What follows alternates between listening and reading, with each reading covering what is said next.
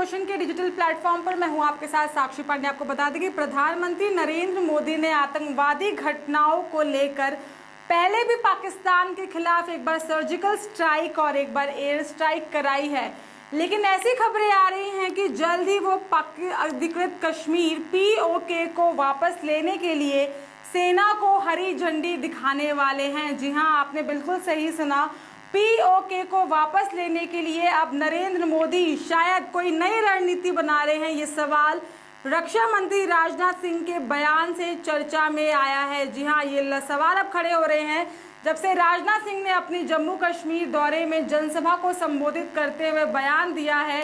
वो POK में एक ऐतिहासिक मंदिर से जुड़ा था। आपको बता दें, उन्होंने ये बयान दिया। राजनाथ ने कहा कि ऐसा भला कैसे हो सकता है कि बाबा अमरनाथ हमारे पास रहे और मां शारदा पाकिस्तान के कब्जे वाले इलाके में हो।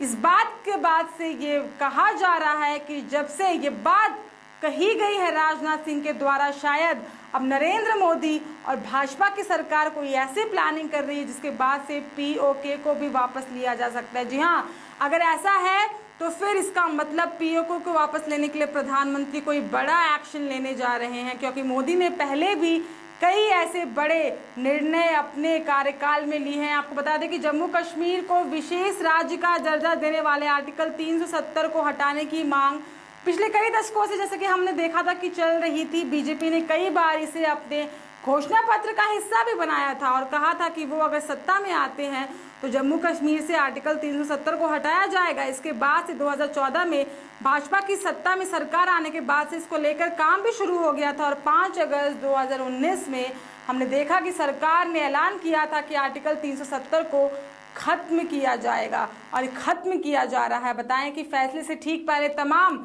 स्थानीय नेताओं को नजरबंद कर दिया गया था। वहीं कई दिनों तक इंटरनेट जैसी सेवाएं बंद रही थी कश्मीर में।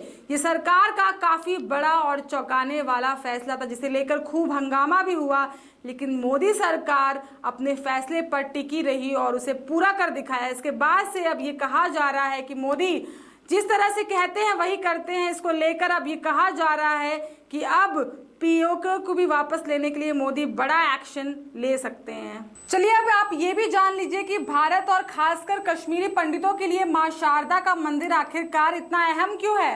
आपको बता दूं कि पौराणिक कहानी के मुताबिक जब दक्ष ने यज्ञ में सती ने प्राण त्यागे थे तो भगवान शिव उनके शव को लेकर इधर उधर डोलते रहे। तब भगवान विष्णु ने चक्र चलाकर सती के शव के 2 टुकड़े कर दिए थे। मान्यता ये है कि इन टुकड़ों में से जो सती का दाहिना हाथ था वो कश्मीर में जाकर गिर गया था, जहां इसके गिरने की बात कही जाती है वहीं मां शारदा का मंदिर बनाया गया था। आपको बता दें कि शारदा पीठ को कश्मीरी पंडित ज्ञान का स्रोत भी मानते हैं। ये POK के मुजफ्फराबाद से 140 किलोमीटर दूरी पर है। आपको बता दें कि नीलम नदी के किनारे बने शारदा पीठ मंदिर के बारे में कहा जाता है कि महाराज अशोक ने करीबन 239 ईसा पूर्व इसे बनाया था। पिछले 70 साल से यहाँ पर पूजा नहीं की गई है। इतिहास में लिखा है कि शंकराचार्य और रामानुजाचार्य ने इस मंदिर में पूजा करने के लिए वो आए भी थे। कई बार विदेशी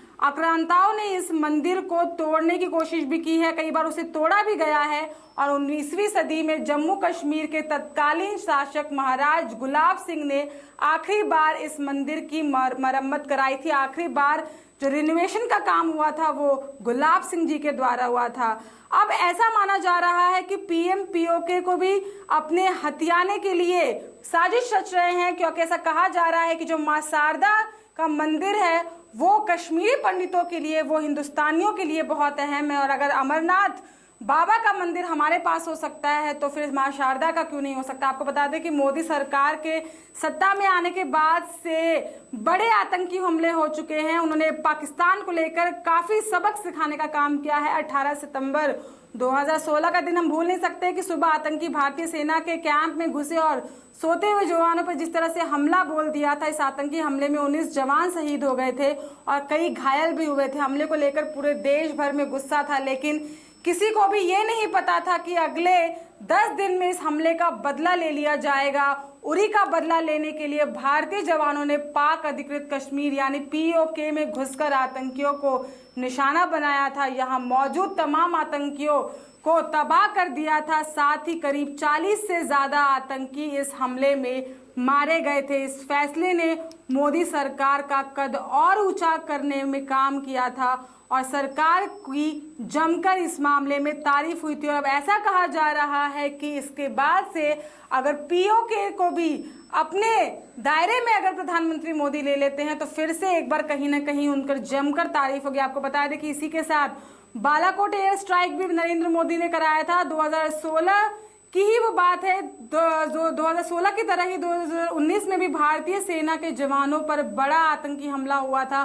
पुलवामा में हुए इस हमले में 40 सीआरपीएफ के जवान शहीद हो गए थे। जैसे कि आप सभी जानते हैं, इस हमले के बाद से लोग एक के बाद एक सर्जिकल स्ट्राइक जैसे बदले की मांग कर रहे थे।